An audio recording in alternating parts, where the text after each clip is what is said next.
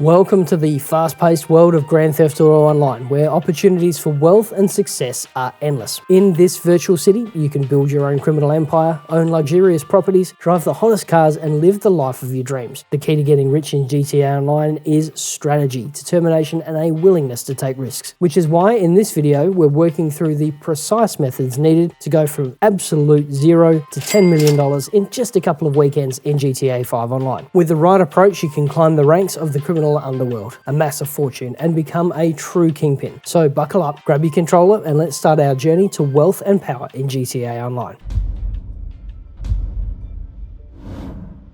Hi and welcome back. My name's Dan and I'm an old grumpy gamer. Over the last few weeks we've been going over, in a fair bit of detail, what we did for our first $10 million cash challenge. The order of proceedings, what missions to do, challenges, businesses and heists. Everything needed to get $10 million cash in GTA without buying shark cards. And then we gave the account away. In this video we're summarizing the process so you don't have to wade through the whole lot. Don't get me wrong. Going through those videos will be helpful and there's links below. But if you're looking for a top-down summary of how to do it, this is the one to watch. So let's start with day one. Sadly, we can't skip the prologue on the PC version of GTA, so we'll quickly rip through that. For the sake of ease later, doing the repossession mission will help too. So let's load in for the first time and start building our first character. Now I did spend a little more time faffing about with his appearance than I should have, because we're only really keeping him for about a day and a half. Then he's out on his ass. So through the chute, and that's a pretty convincing win, although Lamar is in an Emperor, which has a great 80s aesthetic, but also moves about as quick as a horse and cart. So jump into the car, follow the GPS, and pull up just out in front of the alleyway. Pop one of the guards, then run back to the car, jump in, follow the green dot, and wait until you've caught the fella in traffic, then line up a plum shot, collect the gear, head back to Gerald's. And we'll take this opportunity to swap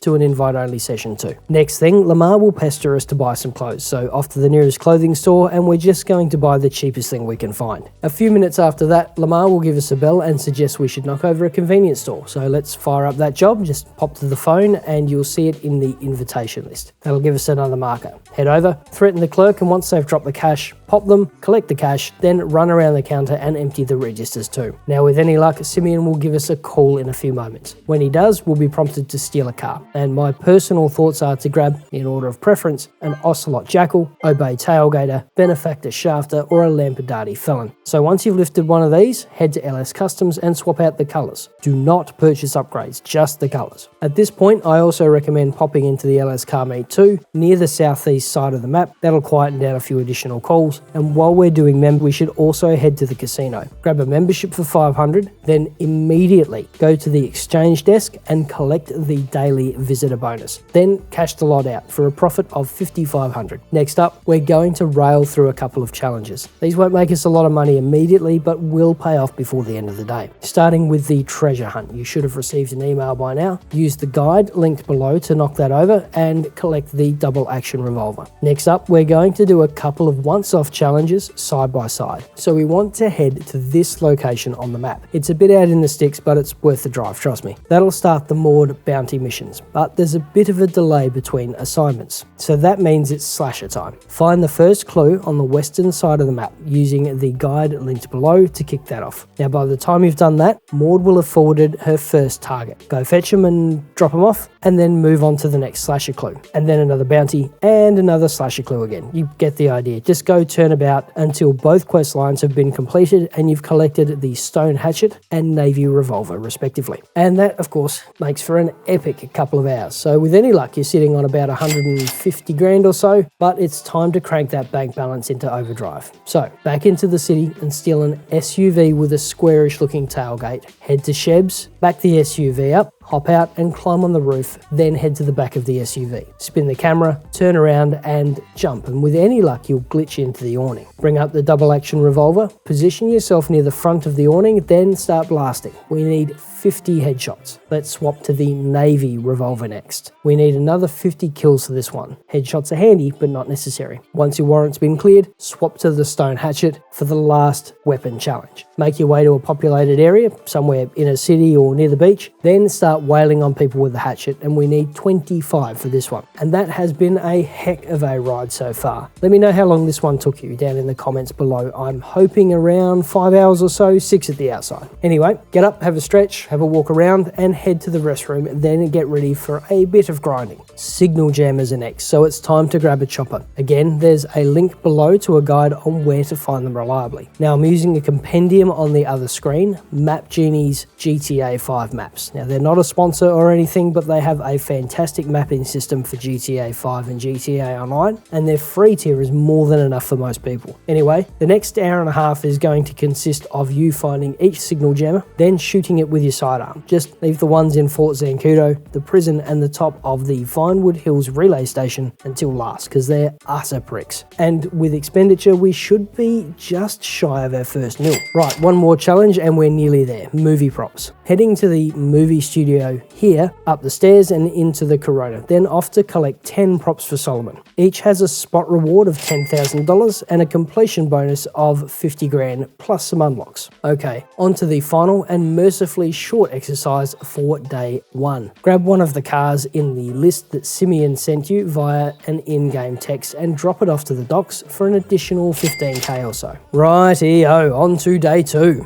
Starting at ammunition and grabbing body armor, pistol ammo, hand grenades, compact grenade launcher, launcher ammo, and sticky bombs, and nothing else. Not even weapon upgrades, just don't. And off to rescue Ron and meet the troop. Take out the bikers, rescue the RV, and head back to the freak shop for the first time. Then follow the Dax first dose storyline all the way through. It'll take about 2 hours and net you a tidy 500 grand first time completion bonus, plus whatever you make from the missions themselves. And now let's head back to the character selection screen and create a new character. Select yes to copy rank, and when you go to finalize, we want to skip the tutorial. Doing this gives us a free luxury apartment and a free garage, which means that we can buy cars, and that means we can now collect the free armored Duke of Death from Warstock. Then it's back to Chef's convenience store in Sandy Shores for the first dose missions again, because as it turns out, each character gets the first time completion bonus. It's not just tied to the account like most other bonuses, but to the character itself. Not sure if that's intentional, but hey, money's money, right? Oh, and we should swing by ammunition too. We'll need body armor, pipe bombs, grenades, proximity mines, a compact grenade launcher and some ammo, sniper rifle, and an assault rifle. So go through the first dose series again for an additional 500 grand, which should get us pretty damn close to our $2,100,000 target. And sadly, it's time to bid this character farewell for now as we head back to the character creation screen again. Delete your first character, as in delete, and create a new character in the first slot. Copy rank again and skip the shoot if it's offered. Once you're in the world, head to your apartment and buy the Duke of Death again. Pop to the convenience store, then to ammunition, same shopping list as before, but if you wanted to do some minor upgrades to weapons, things like suppressors, flashlights, and extended clips, go for it. Don't spend on aesthetics though, at least not yet anyway. Right, so we need about 2.1 million for our next step, and we're just short. So off to Chef's place again to do a little bit more work with the troop, but only enough to tip us over that 2.1 mil mark. So in this case, just welcome to the troop. But this is so much easier this time round. With the higher rank, that means more snacks and armor and better overall health. So winning. Right, time to spend some money. Into your phone, internet, then Dynasty Executive. Select the Little Soul Agency. Skip through the upgrades, we don't want any of these for now. Set a marker, head over, wander in, and sit back for about an 8-minute introductory cutscene, with Slink Johnson, who plays Lamar Davis, cranking out some of his finest work so far. Okay, to set up the agency's main mission set, we need to do a security contract. So register as a VIP, go to your PC, and start. Then complete a contract. With that done, head out of the building and await a call from Franklin, then head to the golf course and walk into the Corona to start. Do a bit of driving and a bit of driving, then wait for another call from Franklin. Right, now we can dive into the contract's story proper. The first time around, this takes between 3 and 5 hours depending on skill, and with the first time bonuses, we're looking around 1.7 million for that. However, on replays, we can skip a lot of the intro gaff and delays between missions. This brings the playtime down to to around 90 minutes for most players, less again if you've come from another FPS. So we're on to the data leak setup next. Start the mission, raid the FIB, escape, then wait for Franklin and Amani to do their thing. And after that, it's more or less the same. Do a mission, go to Ammunition and top up ammo, wait for a call from Franklin or Amani, go back to the agency, stock up on snacks, go to your PC and start the next mission, which should take you through to the end of day 2 and a balance of around 1.7 mil.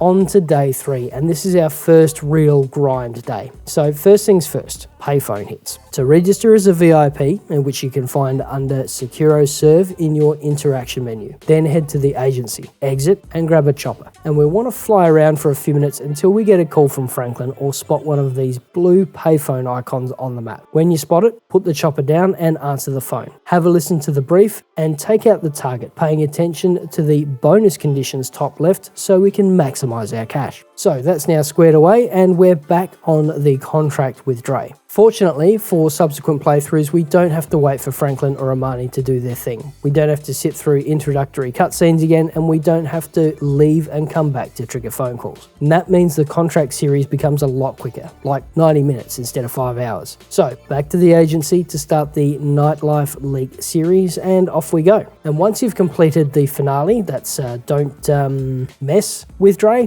do another payphone hit while you await the cooldown. And if you still have a few minutes after that, just call Franklin for a security contract. And that's the loop for the day. With any luck, you'll get 4 out and be sitting on just shy of $5 million by the end of day. And for the last day in our epic GTA doubleheader weekend, day 4, we're getting our grind on. Sure, we're going to be sick of Dre by the end of it, but we'll have that sweet 8-figure account. So we're back into yesterday's loop here. Start with the payphone hit, run through the contract missions, sort out Johnny Guns, and wait for the series cooldown by doing a payphone hit and potentially another security contract. Given you'll be finding efficiencies, getting to know enemy placement, and significantly improving playthrough time as you get to know the series better, you should be able to knock out about 5 rounds of this today. And between the contract finale payouts, individual mission payouts, payphone hits, and the occasional security contract, you should, and I say should, be on around $10 million by the end of day 4. So that's our target reached. 0 to 10 mil in 2 weekends worth of gameplay. It's been a hell of a grind, but as a result, we've created new characters in GTA Online, done some work for Lamar, Gerald and Simeon, finished the treasure hunt, bail bond, movie prop and slasher quest lines, found every signal jammer, killed like a lot of NPCs, met Dax, Luchadora and the Troop a few times, purchased an agency, done some security work, sorted out corrupt judges, failed tech entrepreneurs and shady businessmen, helped Dre, dealt with Johnny Guns like a lot, and are thoroughly sick of unskippable cutscenes. But what a cracking effort. As far as it goes with getting rich in GTA Online, there are far worse ways at it. I mean, you'll never want to go near the agency again, but yeah, not bad. So what are your thoughts? We'd love to do another one of these, and I'd be super keen to hear better techniques, orders of proceedings, and missions that could improve on the outcome here. We reply to almost every comment, so please leave your suggestion below. In the meantime, thanks for watching. Stay safe, wash your hands, and we'll see you in the next video.